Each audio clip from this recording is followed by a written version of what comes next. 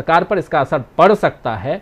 आपको क्या लगता है कि मोदी जी और नीतीश बाबू दोनों के बीच में जो भी इस वक्त चल रहा है, इसका असर बिहार में और इसका असर केंद्र में पड़ेगा क्या, बिहार की सरकार पर? और दूसरी बात साथ साथ ये, क्योंकि पिछली सरकार 2019 में भी जितनी चाहत थी नीतीश कुमार को, नीतीश बाबू को, उतनी इच्छा उनकी पूरी नहीं हो सकी, वो से बाहर हो गए। अब कहा यह जा रहा है कि सुशील कुमार मोदी भी कैबिनेट में आने वाले हैं। दूसरी तरफ से जो बागी हैं लोजपा के पशुपति पारस, उनको भी बुला लिया गया है दिल्ली। तो बहुत सारी चीजें बिहार पर केंद्रित भी हो रही हैं, लेकिन नीतीश बाबू कहाँ हैं, यहाँ पे कहाँ दिखाई देते हैं? थोड़ा विस्तार से बताइए, बिहार की राजनीति को बहुत नजदीक से आप जानते हैं, देखते हैं जयशंकर जी। राजीव जी, सबसे पहली बात यह है कि मोदी जी अब लगातार कसौटियों और चुनौतियों से घिरते जा रहे हैं। ये 2.25 साल के बाद शायद ये पहली बार होगा जब वो अपनी मंत्रिपरिषद का पुनर्गठन करेंगे, क्योंकि इसके पहले आपको याद होगा जब उन्होंने 60 लोगों को मंत्री बनाया था, 59 लोगों को, उस समय ये कहा गया था, ये नारा दिया गया था बाकायदे कि मिनिमम गवर्नमेंट मैक्सिमम गवर्नेंस। तो अगर वो नारा सही था तो आज जब चर्चा हो रही है कि 27 लोगों को और लोगों को मंत्री बनाया जाएगा, यानी 54 अभी आपके पास मंत्री हैं, उसके अलावा 27 लोगों को आप मंत्री बनाएंगे। कुल संख्या जो है वो 81, मतलब 81 से बाहर नहीं आ पाएगी, तो 54 और 27 जोड़ दीजिए तो 81 हो जाती है। तो ये मिनिमम गवर्नमेंट और मैक्सिमम गवर्नेंस हुआ, या मैक्सिमम गवर्नमेंट गवर्नेंस की तो बात ही नहीं है। तो एक तो ये कसौटी बहुत बड़ी होगी। दूसरी जो है बिहार को लेकर के, अब देखिए इनको अगले 7-8 महीनों में 5 राज्यों में विधानसभा के चुनाव का सामना करना है, उत्तर प्रदेश, उत्तराखंड, पंजाब, गोवा और मणिपुर। तो इनका फोकस जो होना होगा वो कहीं ना कहीं यूपी पर होगा, उत्तराखंड पर होगा, पंजाब पर भी थोड़ा बहुत हो सकता है। हालांकि पंजाब उनका मानना है कि उनका जो सहयोगी दल है रहा है, जो अकाली दल, अगर बहुजन समाज पार्टी के साथ तालमेल के बाद कुछ सीटें हासिल कर लेता है तो भविष्य में फिर उनके साथ जुड़ सकता है। अदरवाइज तो इनके लिए कोई संभावना वहां शेष नहीं है। तो पंजाब से तो ये नहीं है। और गोवा और मणिपुर में कोई, गोवा के पार्लेकर जी को अभी उन्होंने गवर्नर बना ही दिया है कहीं, तो अब रह गया मणिपुर का। मणिपुर में भी वैसे ही स्थिति है। तो मुख्य रूप से जो होगा, फोकस होगा, वो उत्तर प्रदेश और उत्तराखंड पे होगा। अब देखिए मजबूरी क्या हो सकती है। जो नरेंद्र मोदी 2014 से लेकर 2019 तक, या 2019 से लेकर के 2020 तक इतने मजबूत दिखाई देते थे, आज उनकी चल नहीं पा रही। आप उत्तराखंड में नेतृत्व का परिवर्तन हुआ, तीसरा मुख्यमंत्री बना पिछले 4 साल में, लेकिन मंत्री वही के वही रहे। एक भी मंत्री आप बदल नहीं सके। चुनाव लड़ने जाना है और जितने घाघ चेहरे हैं, जैसा हम लोग पिछले बार चर्चा में कह रहे थे कि पुष्कर सिंह धामी तो बदल गए, लेकिन मंत्री भी बदल पाएंगे क्या? तो एक भी मंत्री नहीं बदला गया। बिहार में तो चुनाव कोई है नहीं, लेकिन अब राजनीतिक परिस्थिति ऐसी बन चुकी है वहां की कि नीतीश कुमार के जनता दल यू को कम सीटें मिलना भी उनकी सौदेबाजी को मजबूत कर रहा। अब उनके साथ हर बार जो है दोनों हाथ के सामने लड्डू दिखाई देता है, और वो इसके हिसाब से वो बार्गेन करते रहते हैं। अब कह सकते हैं कि मोदी जी अगर आप हमको 3 सीटें या 4 सीटें नहीं दिए तो ठीक है, हम तो फिर लालू जी आ गए हैं, उन्हीं के साथ चलते हैं, फिर करेंगे, देखेंगे क्या बन सकता है क्या नहीं बन सकता है। तो बंगाल हारने के बाद बिहार हाथ से निकल जाए या उत्तर प्रदेश और उत्तराखंड हाथ से चला जाए, ये मोदी जी के लिए सबसे बड़ी चुनौती है। तो इसलिए वो इस बात को भी मानने के लिए मेरे ख्याल से राजी हो गए हैं कि मेरे ख्याल से 4 तो नहीं, लेकिन हो सकता है कि 3 सीटें दे दे मंत्रिपरिषद में। अब उसके बाद अभी देखिए आपके बिहार से 5 मंत्री हैं। आर.के. सिंह जी हैं, रविशंकर प्रसाद हैं, गिरिराज जी हैं, अश्विनी चौबे हैं, नित्यानंद राय हैं। 5 मंत्री तो पहले से हैं। सुशील मोदी को उप मुख्यमंत्री नहीं बनने दिया गया, यह कह करके कि उनको केंद्र में मंत्री बनाया जाएगा, तो 6ठे मंत्री वो हो जाएंगे। या तो 5 में से किसी को हटाया जाए और तब सुशील मोदी को एकोमोडेट किया जाए। फिर उसके अलावे अगर 3 मंत्री और हो जाएंगे जनता दल यू के कोटे से। फिर जैसा आप बता रहे थे कि लोक जनशक्ति पार्टी में क्योंकि नीतीश कुमार की बार्गेनिंग ही है ये, कि नीतीश कुमार ने साफ कर दिया है कि हनुमान और विभीषण की बात हम नहीं जानते हैं। तो अगर चिराग पासवान और लोजपा के वो वाली लोजपा आपके साथ रहेगी तो फिर हम लोग नहीं रह पाएंगे। तो इस हालत में फिर नरेंद्र मोदी और अमित शाह के पास और कोई विकल्प नहीं है, इसीलिए शायद पशुपति पारस को बुलाया गया होगा और उन्होंने कुर्ता उर्ता सुना कि नया बनवा लिया है, बनवा रहे थे कल पटना में। तो हो सकता है कि उनको भी शपथ दिलाई जा सके। तो कुल मिलाकर के अगर देखा जाएगा तो 5 पहले से थे, मोदी जी 6 हो जाएंगे, 3 ये हो जाएंगे, 9 हो जाएंगे और एक 10। तो मतलब पूरा मंत्रिपरिषद का जो एक बहुत बड़ा हिस्सा तो बिहार से ही हो जाएगा। फिर बाकी राज्यों को कैसे आप एकोमोडेट करेंगे? तो ये भी एक बड़ी चुनौती है, ये भी एक कैसे एकोमोडेट करते हैं, कैसा समीकरण बनाते हैं, ये देखना होगा। अब असम से जैसे मुख्यमंत्री थे सर्बानंद सोनोवाल, तो उनको वहां से हटाया गया, उनकी जगह हिमंत बिस्व शर्मा को बनाया गया, कांग्रेस से जो गए थे वहां पे। तो अब सर्बानंद सोनोवाल को भी एकोमोडेट करना ही पड़ेगा यहाँ पे। ज्योतिरादित्य सिंधिया हर 6 महीने में शेरवानी और वो सूट तैयार करते रहते हैं कि भाई अब शायद मौका मिल जाएगा, अब शायद मौका मिल जाएगा। इस बार सुना है कि फाइनली उनको महाकाल का दर्शन कर रहे थे तो उनको बाहर निकलते उनको फोन पे बुलावा मिल गया, तो एक तो उनको बनाएंगे ही बनाएंगे। उसके अलावा बहुत चेहरे हैं। अब उत्तर प्रदेश की राजनीति के मद्देनजर अनुप्रिया पटेल हैं, वो काफी लंबे समय से मंत्री बनने के लिए व्याकुल भारत बनी हुई है। और मतलब आप सोचिए कि मतलब सवा दो साल तक वो इंतजार करते रहे लोग और उनको मौका नहीं मिला, आज मौका मिलने वाला है। तो इसलिए कि वो क्योंकि उत्तर प्रदेश में कुर्मी वोटों में उनका जो थोड़ा बहुत भी बचा कुचा असर होगा तो उसको भारतीय जनता पार्टी अपने साथ ग्रैब करना चाहती है।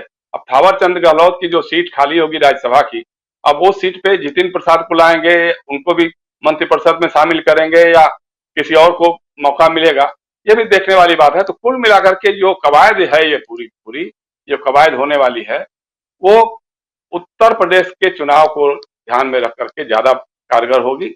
या फिर अगर बिहार में कोई बड़ा खेल होने वाला होगा या फिर मध्य प्रदेश में भी कुछ बड़ा बदलाव होने की बात होगी तो उसको मद्देनजर रख करके भी हो सकती है बातें। लेकिन सबसे बड़ी बात वही है कि जो आप कहते रहे हैं मिनिमम गवर्नमेंट मैक्सिमम गवर्नेंस, वो नारा किस हद तक रहेगा अगर ये 27 और नए मंत्री बन जाते हैं तो।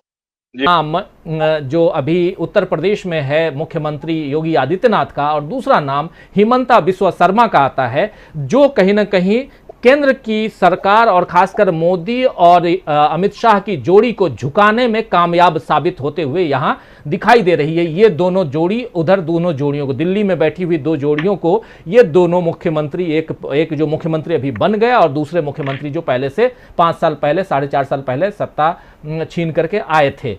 क्या कहेंगे ओवरऑल? एक तरफ सर्बानंद सोनोवाल को लाना, दूसरी तरफ हिमंता बिस्वा शर्मा को उस कुर्सी पर बैठाना, और उसके बाद इधर, क्योंकि ये एक तार में जोड़ने की कोशिश, ट्रायंगुलर तार जोड़ने की कोशिश कर रहा हूं, थोड़ा व्याख्या चाहूंगा आपसे कि इसका असर कैबिनेट पर और इसका असर आने वाले चुनाव पर। आसाम में चुनाव नहीं है लेकिन एक मैसेज देने की कोशिश और इससे एक नई रेखा खींचने की भी कोशिश हो रही है कि चलिए कल को जब अगर हम आपको हटाते हैं तो फिर आपके लिए कोई जगह हम सुरक्षित कर सकते हैं, रख सकते हैं। लेकिन साथ साथ उत्तराखंड को देखें तो वहां तो 4 साल में 3 और पिछले 4 महीने में कहें तो 3 मुख्यमंत्री बदल गए।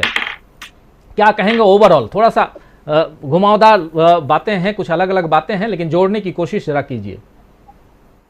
नहीं, देखिए, जैसा भी अनुराग भी बता रहे थे कि मोदी जी वादे निभाते हैं, किसी के साथ वादे करते हैं तो उसको निभाते हैं। तो इसी वादे के निभाने की प्रतीक्षा तो दिनेश त्रिवेदी भी कर रहे हैं पश्चिम बंगाल से। तृणमूल कांग्रेस में थे, ममता बनर्जी के काफी करीब थे और ऐन चुनाव के वक्त उनका साथ छोड़ दिया, उन्होंने बीजेपी में चले गए। उनको लगा कि आप सरकार बन जाएगी यहाँ पश्चिम बंगाल में, तो सरकार तो नहीं बनी तो क्या मोदी जी उनको भी उपकृत करेंगे क्या? क्योंकि एक जो राज्यसभा की एक सीट खाली हो रही है थावर चंद गहलोत जी के त्यागपत्र के बाद, तो उस पर जितिन प्रसाद को लेंगे, दिनेश त्रिवेदी को लेंगे या किसी और को लाएंगे, ये देखने वाली बात है। हो सकता है कि एक जो चौंकाने वाली जो प्रवृत्ति है मोदी जी की, तो कुछ एक आध चेहरे ऐसे भी आएंगे जिनके बारे में हम और आप सोच भी नहीं सकते हैं, तो ऐसा भी कुछ हो सकता है। और दूसरा देखिए, हेमंत बिस्व शर्मा जिस ढंग से हाल के वर्षों में उनकी छवि विकसित हुई है उत्तर पूर्व की राजनीति में, वो आज चाहे तो आज मणिपुर की सरकार को गिरा सकते हैं, वो आज चाहे तो आज वो मेघालय की सरकार को गिरा सकते हैं, आज चाहे तो अरुणाचल प्रदेश में सरकार को पलट सकते हैं और असम की सरकार को जब चाहे तब इधर से उधर भी कर सकते हैं। ये उनमें दमखम है। उनमें एक कौशल है और संसाधन भी उनके पास है, इसमें कोई दो राय नहीं है।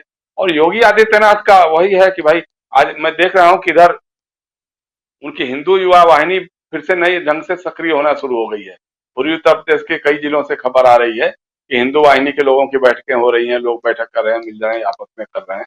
तो उनका भी ये है, क्लियर है कि भाई अगर आप हमारी शर्तों पे हमको सरकार नहीं चलाने देंगे तो ठीक है, हमारे लिए रास्ता अलग है, ठीक है, हम अपना बैठ जाएंगे जाके गोरखपुर में, कंठी थाम लेंगे, उसमें कौन सी बड़ी बात है। तो उसके चलते ही तो देखिए, सीधी सी जैसे हम लोग चर्चा भी कर रहे थे कि साहब उत्तर प्रदेश में मंत्रिमंडल का विस्तार नहीं हुआ, जबकि जो पूरी कवायद आरएसएस की और बीजेपी के आलाकमान की जो हुई थी पिछले महीने में, तो उसका लबोलुआब यही निकला था कि योगी आदित्यनाथ मंत्रिमंडल का पुनर्गठन करेंगे, कुछ नए चेहरों को सामाजिक समीकरण फिट करेंगे, उसमें शामिल करेंगे। लेकिन उन्होंने नहीं किया, उन्होंने कहा कि ठीक है, पहले मोदी जी को कर लेने दीजिए, उसके बाद फिर हम देखेंगे। तो आज वही हो रहा है, मोदी जी करने जा रहे हैं, कल उनका मंत्रिमंडल का विस्तार होगा या पुनर्गठन होगा। कुछ लोगों भी सकते हैं, मेरे ख्याल से कुछ ऐसे चेहरे हैं।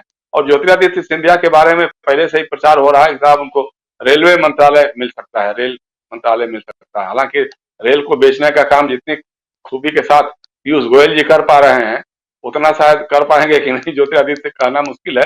हालांकि उनके पिताजी रेल मंत्री रहे हैं और अच्छे रेल मंत्री रहे हैं, लेकिन ज्योतिरादित्य सिंधिया जब ऊर्जा मंत्रालय का काम देख रहे थे केंद्र सरकार में, मनमोहन जी की सरकार में, तो उसमें उनका काम धाम अच्छा था, उनकी पकड़ भी थी, वो अपना एक अच्छे मंत्री के रूप में साबित हो रहे थे। लेकिन इस सरकार में तो सवाल है कि जब नितिन गडकरी जैसे मंत्री की बोलती बंद रहती है, अपने मंत्रालय के बारे में भी कुछ हो जाते हैं, तो फिर इन लोगों की क्या औकात रहेगी। जैसा शुरू में ही कहा ना, वो अनुराग ने कि साहब इनका अलंकृत होगा, एक अलंकरण के अलावे कार मिल जाएगी, ऑफिस मिल जाएगा, स्टाफ मिल जाएगा। जैसे एक बार बहुत पहले की बात है, वो ये अपना पश्चिम बंगाल में विधान चंद्र राय थे मुख्यमंत्री, तो उनसे लोगों ने कहा कि साहब हमको ये चाहिए, हमको ये चाहिए। कहा अरे गाड़ी दिए छी, बाड़ी दिए छी, और की चाहो, गाड़ी भी मिल गया तुमको, मकान भी मिल गया, बंगला मिल गया, सब मिल गया, अब इसके अलावा क्या चाहिए तुमको। तो वही आज मोदी जी की हालत है। ठीक है भाई, सरकार का काम तो जैसे 2.5 और 3 लोग ही कर रहे हैं। अमित शाह जी हैं, मोदी जी हैं, उनका पीएमओ है अजीत डोभाल जी हैं, इसके अलावा और तो कुछ करता नहीं। किसी से अगर पूछ दीजिए कि आपके मंत्रालय में क्या क्या पीएसयूज हैं, क्या क्या और चीजें हैं, तो नहीं मालूम होगा। वो अपना एपीएस तक नहीं रख पाते हैं, वो अपने सेक्रेटरी को भी, उनका उनके मंत्रालय का सेक्रेटरी कौन होगा इसको भी तय करेगा, वो आरएसएस करेगा या फिर पीएमओ करेगा, पीएमओ से आएगा। एपीएस जितने होते हैं सब आरएसएस के जो शाखाओं से निकले हुए लोग हैं, वो थोड़ा पढ़े लिखे होते हैं या थोड़ा कहीं और कामों में लगे रहते हैं, तो उन्हीं को बिठाया जाता है। तो ऐसे में कोई भी मंत्री अपने ढंग से काम कर पाएगा, अपने मंत्रालय के बारे में कुछ बोल पाएगा। आज तक इसके पहले जितनी सरकारें रहती रही हैं, मंत्री लोग आते थे, अपने मंत्रालय के बारे में विचार करते थे, अपना प्रेस कॉन्फ्रेंस करते थे, बताते थे कि हमने 1 साल में क्या क्या हमारी उपलब्धियां रही, क्या क्या हमको बजट मिला है, क्या क्या हमने काम किया है। लेकिन पिछले 7 सालों में आपने मुश्किल से किसी मंत्री के बारे में कभी सुना हो कि हाँ उन्होंने अपने मंत्रालय के बारे में कोई चर्चा भी की हो। तो क्योंकि प्रधानमंत्री खुद भी 7 साल में कोई प्रेस कॉन्फ्रेंस नहीं कर रहे हैं, तो इसलिए उनके मंत्री से भी इस तरह की उम्मीद नहीं करनी चाहिए। लेकिन सीधी सी बात यही है, काम तो सिर्फ पीएमओ को ही करना है। पीएमओ है, मोदी जी हैं, अमित शाह जी हैं, और इसीलिए कह रहा है कि किसके कोटे से कितने मंत्री आएंगे, कौन मंत्री आएगा, इसकी जानकारी अभी तक तो मेरे ख्याल से मोदी जी और अमित शाह के अलावा और किसी को है नहीं।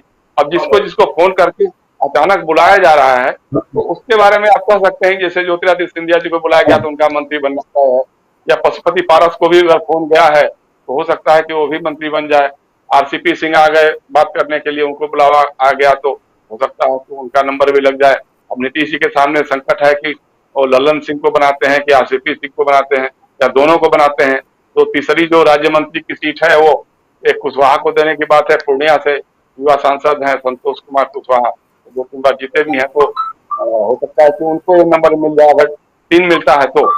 लेकिन बार बार जैसे जब भी एक कहते रहे लोग, बीजेपी जनता दल यू के लोग, हमको 3 या 4 सीटें चाहिए, तो भाजपा के लोग बताते रहे कि नीतीश जी ये भूल जाते हैं कि जो राज्यसभा के उपसभापति हैं हमारे के मित्र हरिवंश जी, उनको भी कैबिनेट का दर्जा मिला हुआ है, तो वो भी जनता दल यू के कोटे में ही है। तो इसलिए अगर वो फार्मूला चलाएंगे तो फिर जाहिर सी बात है कि 2 सीट से ज्यादा नहीं दे सकते हैं। लेकिन जो भी है अब कल शाम को सामने आ जाएगा। अब ये सरकार मेरे ख्याल से अब इसके बाद जब 5-7 राज्यों के विधानसभा के चुनाव होंगे, तो उसके बाद ही अगर कुछ होने वाला होगा तो और होगा, नहीं तो मुझे लगता है कि मोदी जी शैली के आदमी, कार्यशैली जिनकी उनकी जिस तरह की है, उसको देखते हुए मुझे लगता है कि हो सकता है कि अंतिम ये पुनर्गठन भी हो उनके मंत्रिपरिषद का, ये भी संभव है।